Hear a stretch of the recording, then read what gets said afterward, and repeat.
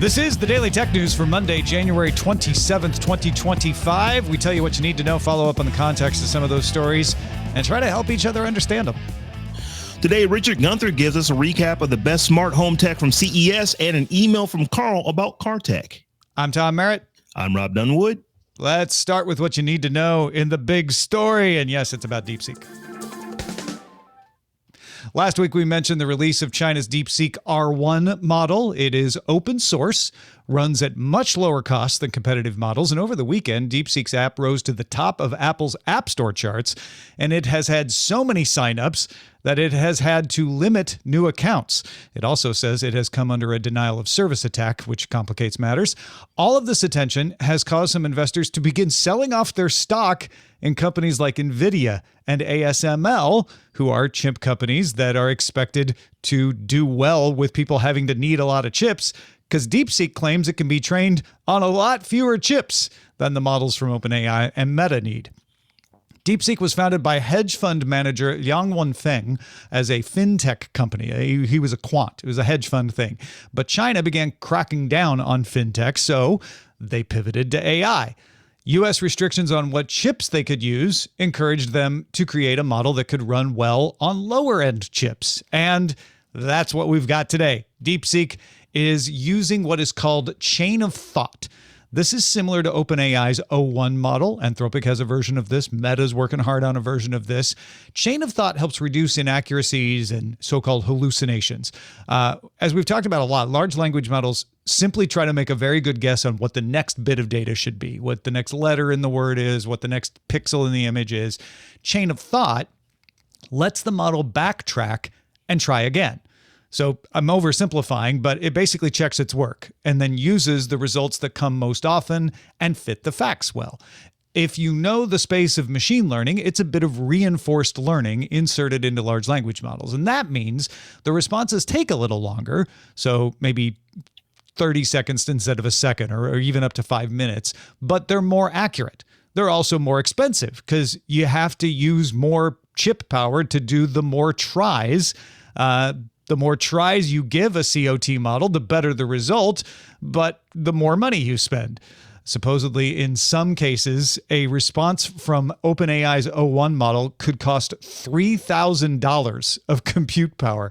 Now, that's an outlier, but it gives you an idea of what we're dealing with here. DeepSeek, on the other hand, was forced to optimize to work less on cheaper hardware. So there's a very good description of this at the end of a post about NVIDIA on Jeffrey Emanuel's YouTube transcript optimizer.com blog. But the highlights are that it uses 8-bit floating point numbers instead of 32-bit. If that may tell you everything you need to know, but that saves memory. In exchange for a little precision, but you've got the chain of thought model that keeps it accurate. This means it needs far fewer GPUs to train. There are several other tricks. One of the most impressive is called multi-head latent attention. The MLA system from DeepSeek can compress how individual tokens of information are represented so that only the most important are captured. Again, that's going to use less memory. It's wasteful to store a whole index when you only need part of it. So DeepSeek doesn't do that. They do some good load balancing in how the GPU communicates. They also load balance the actual large language model transformers that create answers to queries. And again, I'm going to oversimplify here, but they create multiple smaller models that are good at specific types of queries and have created a smart way to route the queries to those models as needed. Emmanuel describes it as having small committees of experts on various topic matters, and they know which ones to pick. Those models can be smaller and more efficient to run. And even though the aggregate number of parameters across all those models would be very high, you don't have to run all the models at any given time. So the idea is it can run on 2 NVIDIA 4090 GPUs, which cost you a couple $1,000, rather than a bunch of expensive H100 GPUs, which would cost you $40,000. And of course, it is against the rules right now for DeepSeek to get H100 GPUs from NVIDIA. Now, there's a lot more in the details, but the upshot here is that DeepSeek can charge 95% less money for inference requests on its API than, say, OpenAI or Anthropic can. This is all impressive unless DeepSeek is lying to us and secretly using a bunch of H100s that it can't admit that it has, and then trying to play it off. That would probably be revealed in the short term, but there are some smart people out there who think that's what's going on. Emmanuel notes on his blog that, and here I'll quote him, on the AIME 2024, one of the most challenging high school math competitions, R1 achieved 79.8% accuracy, matching OpenAI's O1 model. On Math 500, it hit 97.3% and achieved the 96.3 percentile on Codeforce's programming competitions. So whatever it's doing behind the scenes, it is doing it well. It has received a lot of praise for not only being open source, but also making it easy to see the iterative process the model uses to come to its answers. The company has not fully documented its energy costs, though, so that's where some people go, what are they really doing to train these models? It's clear that the models work well once they're trained. As we mentioned before on Friday's show, DeepSeek also complies with Chinese content restrictions. So don't ask it about Tiananmen Square. It's not going to give you an answer. But because of that transparency, the app can show its reasoning, and it has showed in a couple of cases that it is trying to follow government-aligned responses. Now, that shouldn't be a surprise. It's a Chinese company, and they're not going to be allowed to operate out of China without doing that, but something to keep in mind. This may all end up being a scare that does not have depth. That is quite possible. It may end up just being simply a new and more efficient way to handle models, and OpenAI, Anthropic, and Meta, and everybody else could do this as well, and all that balances out. But right now, it has definitely caused a bit of panic among investors in the AI world. Rob, what do you make of all of this? It has definitely caused panic. And what's interesting about this and what it reminds me is that we're just over 2 years into the world revolving on large language models. I mean, this is, we're just, 28 months into this. I don't even think it's that at this point.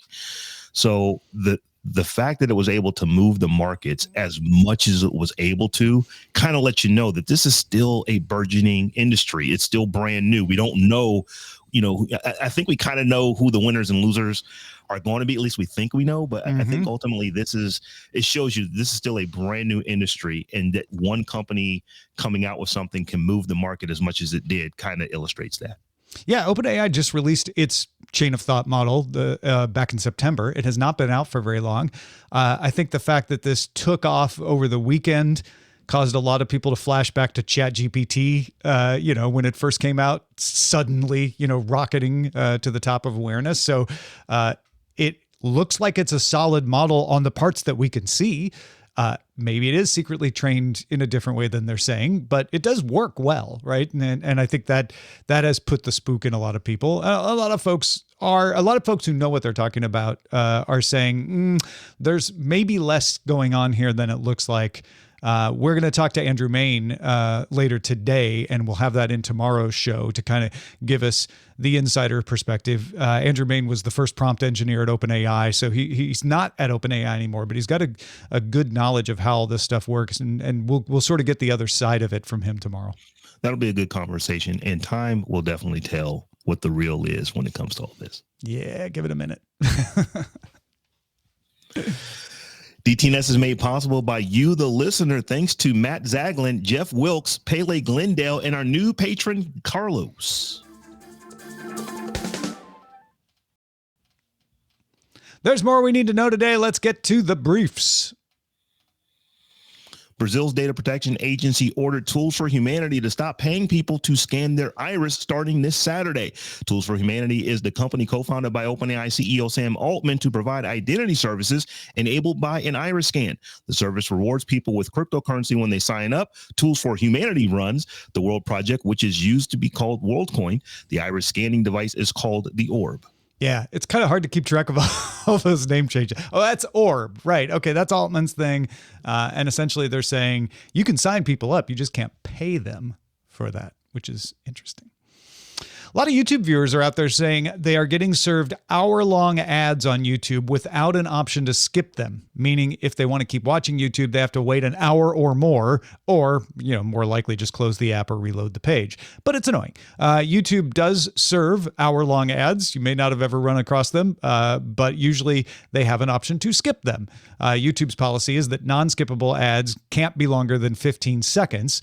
So what's going on here? Android Authority reports that Google responded to its question about the issue with a statement that it has, quote, launched a global effort to urge viewers with ad blockers enabled to allow ads on YouTube or try YouTube Premium for an ad-free experience. It also said it reserves the right to disable playback controls for users violating its terms of service by using ad blockers. So, Rob, it stopped short of confirming the hour-long unskippable ads are intentional, but it sort of left it out there like, they're probably using ad blockers. Probably using ad blockers, and maybe something kind of broke in trying to figure out who's using the ad blockers. Yeah. And Google doesn't care if it broke for people using the ad blockers. Now, if we get a bunch of people saying I'm not using an ad blocker and this still happens, that's a whole different story. But it made me think of our friend Chris Ashley complaining about working out and the hour-long ads coming up. And he's like, yeah, I know I can skip them, but I had to stop my workout and go over to do it. It's kind of a problem if you're in the middle of a set. Yeah. WA Beta Info reports that the latest beta update for WhatsApp on iOS gives users the ability to switch between multiple accounts on a single device. You can do this on Android, but only if you have 2 SIM cards. You still need a phone number for each account, but if you have 2 phones, you can now access accounts for each phone number from the iOS app. The update is available in the WhatsApp in Apple's test flight program. Ooh, that's not. I know a lot of people would like to be able to do that. I've run into situations where I might have wanted that in the past as well. I don't know about you. Tesla and BYD both announced new electric vehicles coming to Japan in April. Tesla announced its Model Y SUV with a 635-kilometer range will come to Japan, and BYD's Sea Lion 7 SUV, which has a 590-kilometer range, will launch there as well. That's a lot of range. Yeah, that's good range. That's a lot of range. Phone company called Nothing has scheduled an announcement for March 4th. The company will most likely announce the Nothing Phone 3. A teaser video indicates the phone will have 3 rear cameras for the first time. The new model is expected to be the first flagship level phone from Nothing and run on Qualcomm Snapdragon 8 Elite chipset. So it's January 27th. We got a whole month for Nothing to slowly tell us everything they're going to announce, which is what they did last time they had a new product. You're a little late, Nothing. I already bought my S25 Ultra, so it's already ordered. There's a lot of scuttlebutt out there over a potential U.S. merger or takeover of ByteDance's TikTok U.S. business, but we're going to keep this short. Just in case you haven't heard, though, the president of the United States says he's discussing plans with multiple companies, expects to have a solution to the problem in 30 days. Reuters has sources saying the plans include Oracle and a group of outside investors that would create a joint venture with ByteDance as a minority investor. President said Sunday he has not discussed this with Oracle, but maybe he has by now. Perplexity AI also reportedly created an offer that would give the U.S. government, as well as existing investors, by the way, you may not realize, but ByteDance's investors are almost majority Western. They just don't have voting shares. It would give those investors and the government a stake. And it's worth noting that while all this leaked info and none of it may end up coming into being, all the stories agree that ByteDance would not be handing over its algorithm. Whatever happens, TikTok in the U.S. would have a new algorithm. No question about the algorithm. That's not coming to us at all. That's just not going to happen. At a conference in China, Foxconn's chief brain officer said that China's Ubi Tech Robotics plans to begin mass production of its humanoid robots by the end of the year. The company expects to ship 500 to 1,000 of the Walker S series of industrial robots to its partners, including car makers. The company hopes that industrial deployments of the robots will help them train and improve enough to make them viable home robots. Ubi Tech's Walker S1 is in use by several car makers, and Foxconn plans to use them in production lines as well. The S2 launches in Q2, and Ubi Tech plans to have an improved version called the S3 available by the end of the year as well. So we're going to have human-looking robots standing around on factory floors. And it's interesting to me that that's the way to develop them for home use. Yeah, I guess, but we're just hell-bent on building Skynet. I don't know. I just don't know that I want a robot that looks like me in my house. Don't name it John Connor. You'll be fine. Douyin, the mainland version of TikTok in China, has launched an in-app ride-hailing service there. Right now, it only connects with Geode Taxi, but ByteDance says it plans to add more partners soon. This is significant because it's a step towards Douyin becoming more of a super app, the way WeChat is.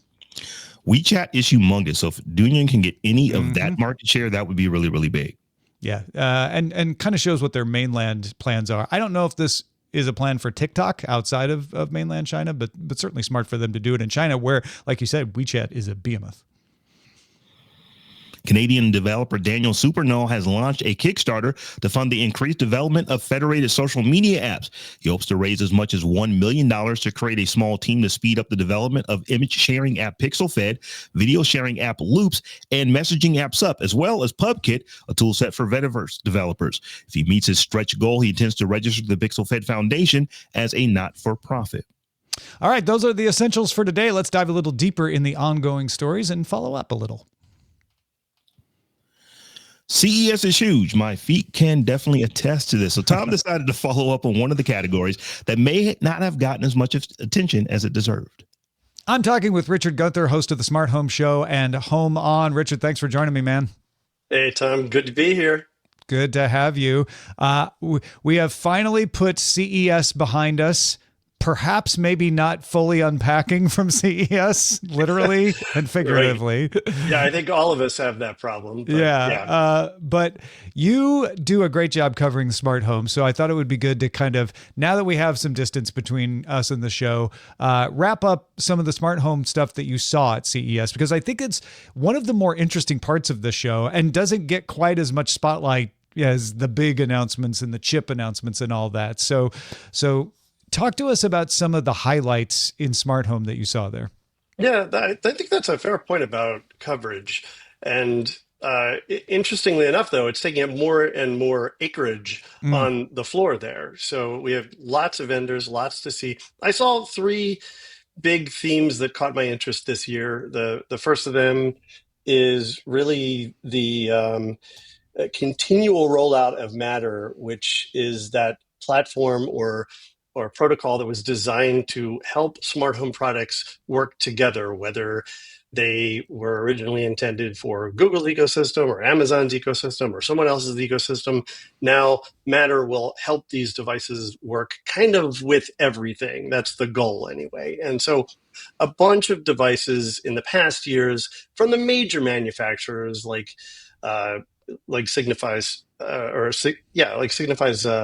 Philips Hue, like Nest, some of the big brands have already incorporated Matter into their products, but we were seeing kind of the tier B level vendors including it in theirs now. So Akara, which is a well-known manufacturer of switches and cameras and stuff like that, they're starting to incorporate it in their devices. We saw Lifix incorporating it in new announcements that they had, and we're even seeing it in devices like Razer's lighting that's designed to work with their gaming lighting ecosystem. So I like seeing that sort of adoption because it's kind of a reinforcement that this is becoming commonplace now. Yeah, and it's still going to be a while before it'll fulfill its promise of you not having to think about it.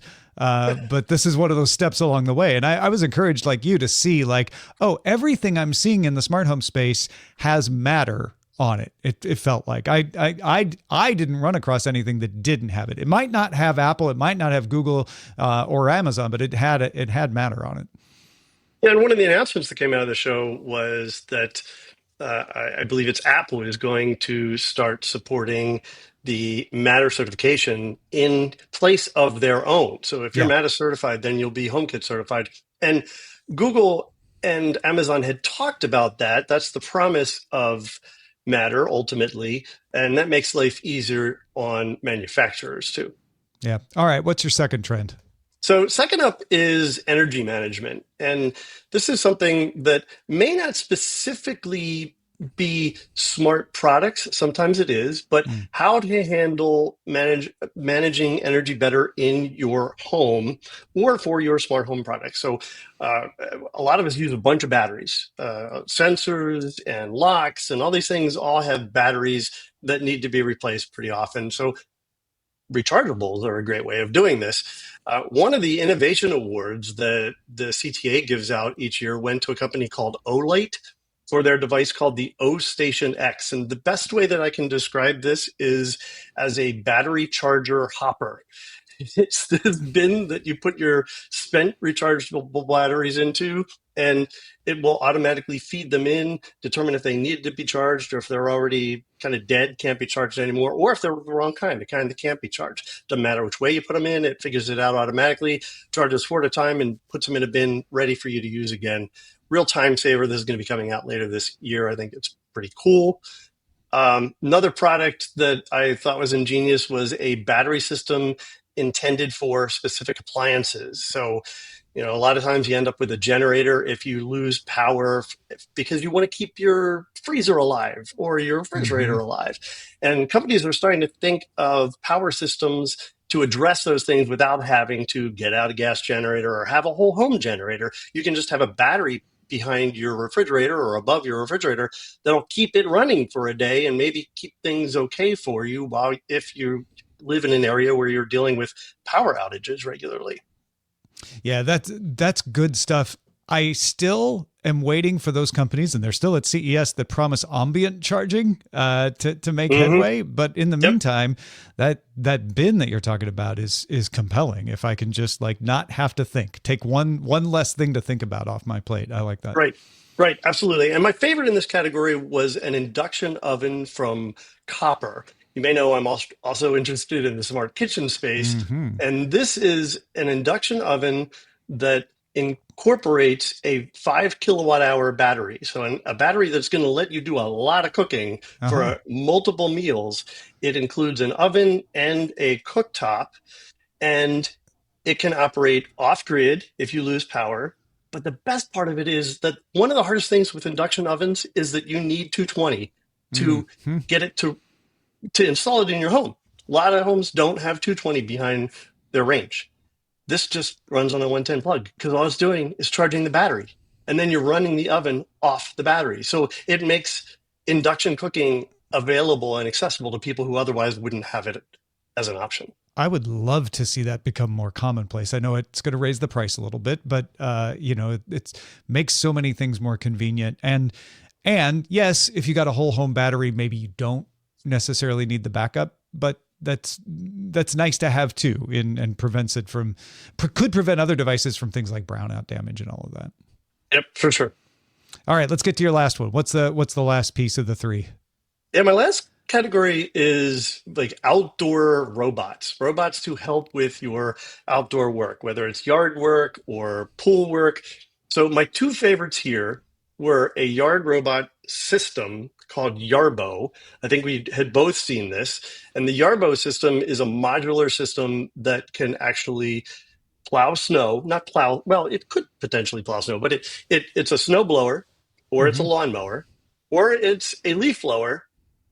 And all of that comes at one price, a hefty price, over $6,000. But you get all of that in one system where you just have these different attachments that do all that work. It can also act as a sentry. It can yell at people on your property who shouldn't be there. It can identify people versus objects. And they have a whole bunch of additional accessories where it could do seating for you. It can just also haul stuff around in a wagon because it can carry 3,000 pounds. This thing is a miniature tank. Yeah, it's a tractor.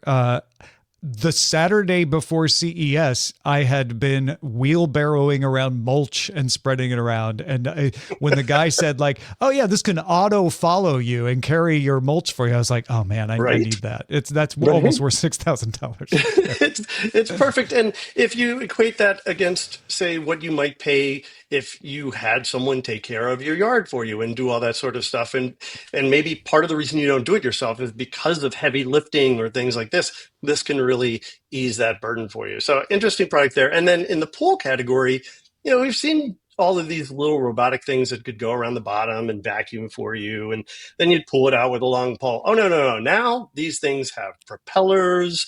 They have suction. They can actually climb the walls and scrape crud off the side of the wall. They can basically swim through your pool and skim all the stuff off the top. That's it's amazing. Unbelievable how much this category has improved over the last few years. Yeah, we don't have a pool now, but we have lived in a place with one. And just having something that can be autonomous and that I don't have to make decisions about is pretty huge. I love that idea too. Yeah, absolutely. Well, Richard, thank you so much for sharing some of these finds with us. If folks want to find more about what you talk about and where your insights are, where should they go? Yeah, so you can find the Smart Home Show at smarthome.fm. That's a nice, easy URL to remember. And then my other show and stuff that I cover is on thedigitalmediazone.com. Thanks again, man. Thank you. What do you want to hear us talk about on the show? One way to let us know is our subreddit. You can submit stories and vote on them. Get on over there, reddit.com/r/Daily Tech News Show. We end every episode of DTNS with some shared wisdom. Today, Carl is helping us understand why car manufacturers are resisting letting Apple and Google run their infotainment services. Yeah, Carl has a good email here. He says, these are selections from it. He wrote a lot of good stuff. One is a legacy problem. A new car might have a 7-year design life, but in reality, manufacturers know that their reputation is based on what's driving around that is 10 to 15 years old. The other part of that is the design compromise. That is the CAN bus system that basically everyone uses. If the infotainment needs access to the CAN bus data, say to set the internal car temperature or monitor speed, then it can also talk back. And who handles the safety, if there's an injection attack attempt or something? The second problem is Apple doesn't want to allow someone else access to their serial number locking tech, and the automakers don't want to share theirs either. And I suspect that this is a factor as well, since those systems have to be able to authenticate and play nice to each other. Last, if a bad Android update bricks a few thousand cars, who's responsible for that? Or if Apple suddenly gets a restriction and older cars are shipped to Mexico or the former Eastern Bloc countries, then no longer work, that's a big reputation hit for the manufacturer. Tesla already is getting raked for taking away paid-for options at the point of resale. It would only get worse. I'm not saying Samsung would release a patch that only worked for Kia and Hyundai and maybe bricked Fords and Hondas, at least intentionally, but it's a massive trust problem, mostly stemming from decisions made in the early 90s, and that design legacy is not quickly changed.